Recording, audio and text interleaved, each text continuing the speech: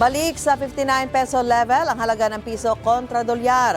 Nagsara ang palitan kahapon sa 59 pesos and 43 centavos kada dolyar, pinakamalakas mula noong March 12. Huli pumalo ang ating pera sa 59 peso level kada 1 US dollar noong March 24. Ayon sa ekonomistang si Professor Emmanuel Leico, may malaking papel sa paglakas ng piso ang anunsyo ng 2 linggong ceasefire sa Middle East.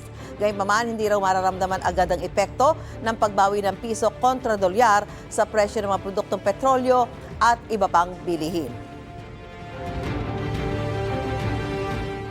Problema natin, pagka pataas, mabilis. Pagka pababa, maraming mga dahilan, maraming argumento, katulad ng petrolyo. Ang sinasabi nila, ang batayan yan is yung replacement cost, yung current price sa world market.